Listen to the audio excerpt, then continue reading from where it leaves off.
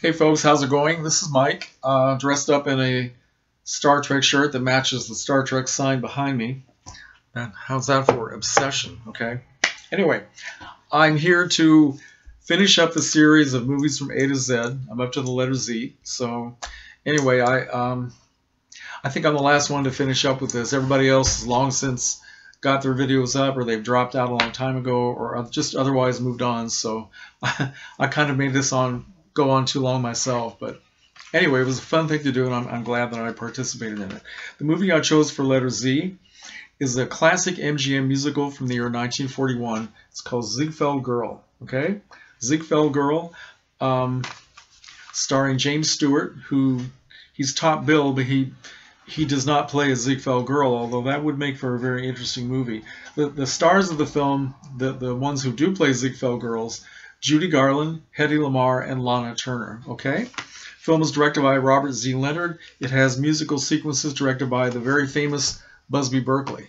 And now, for those of you who don't know anything about Florence Ziegfeld, sometimes called Flo, he was a very, very famous producer of Broadway musicals back in the 1910s and the 1920s. Probably the most famous musical that he produced was Showboat. And he also produced once a year this vaudeville variety act on a grand scale. It was called the Ziegfeld Follies.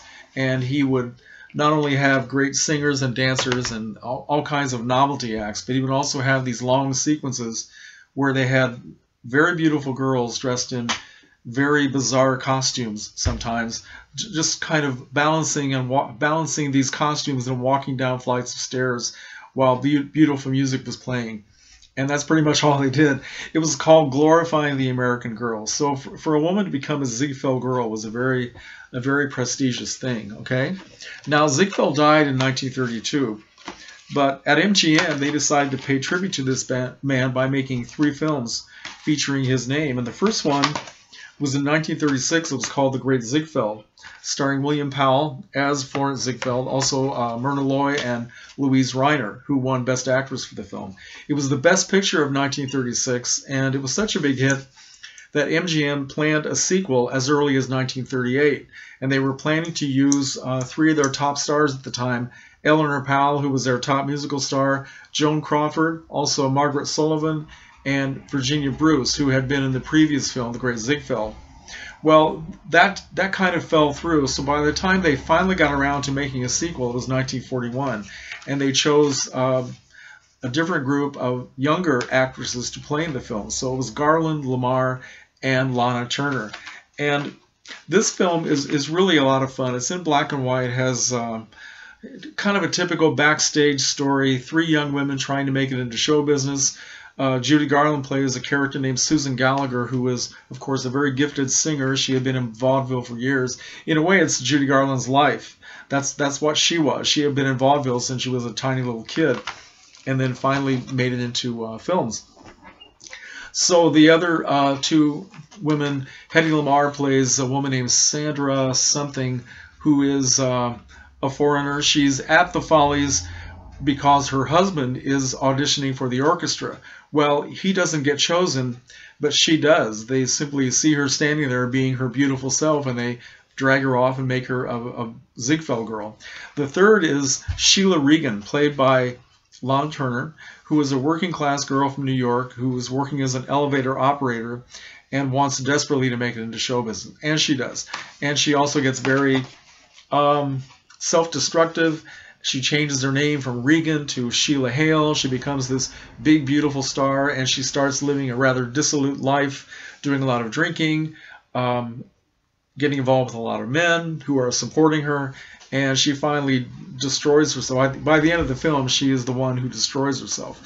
But along the way, there's a lot of typical MGM-type drama and you know, just the typical stuff, the big musical numbers, and Judy Garland is featured as a singer in almost every one of these numbers. The other great musical star in the film is a man named Tony Martin, who had a beautiful, beautiful voice, and he sings a song in the film called "You Stepped Out of a Dream," which became a huge hit.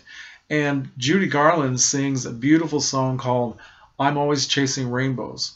which I think was a very old song going back to the days of vaudeville. I'm not really sure. But she sings it two ways. When she first auditions for the Follies, she's being coached by her father, Charles Winninger, who was another vaudeville veteran from a long time ago.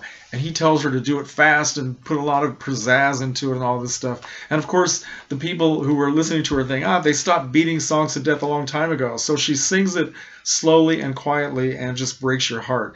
It's interesting that she is singing another song about rainbows because she became famous 2 years earlier when she sang Over the Rainbow in The Wizard of Oz. And by this time, 1941, Judy Garland was the top musical star at MGM. She was at the peak of her ability and her popularity as an actress. Now, this is a fun movie to watch. Now, there are different ways that musical numbers are done in films. In this film, they are all production numbers that really have nothing to do with the plot of the story. In a lot of other musicals, for example, the Judy Garland classic, Meet Me in St. Louis, most of the songs are just the character breaking out into song, right?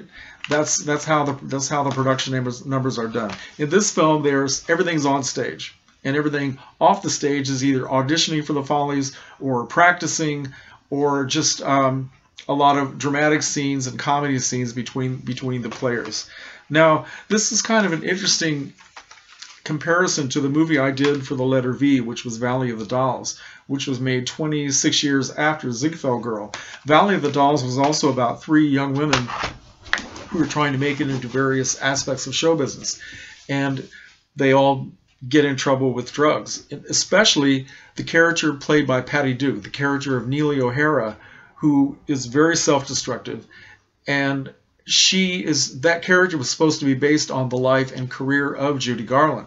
So it's interesting to see in Ziegfeld Girl that the Judy Garland character is not the one who becomes self-destructive.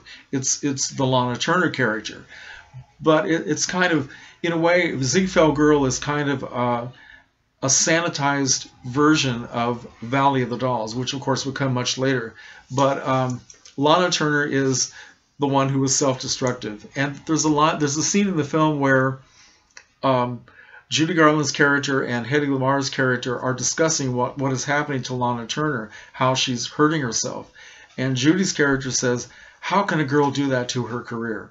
To which Hedy Lamarr's character responds, "How can a girl do that to herself?" It's just a little bit eerie to hear Judy Garland talking about somebody in show business being self-destructive. But at the end of the film, Lana Turner's character dies beautifully. I mean, even though she's supposed to be, she's kind of drank herself into bad health, and she's supposed to be looking bad, right? But she doesn't really look bad at all. They were grooming Lana Turner for major stardom, and they were trying to make her look as beautiful and as voluptuous and sexy as she could possibly be. So even when she dies beautifully, walking down a flight of stairs while Tony Martin, or I think the orchestra playing "You Stepped Out of a Dream," and she's pretending to be a Ziegfeld Girl again, even though she's supposedly got a weak heart. And when she gets to the stairs, she just keels over and dies. And it's all very beautiful and very well done. Okay, so this is a big hit. And even James Stewart is very good in this. He plays a character who is a little bit on the shady side, gets involved in some crooked stuff along the way. But a lot of great characters and great acting by all concerned.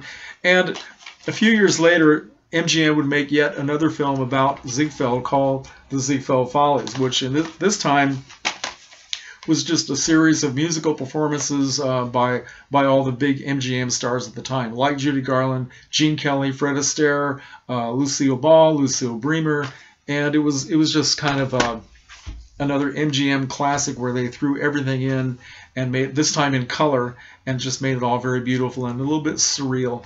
So anyway, that's my movie for the letter Z, and I guess I'm all done with the series. Thank you very much for watching, and comments are welcome, and I guess we'll see what comes next. Okay? Take care, folks.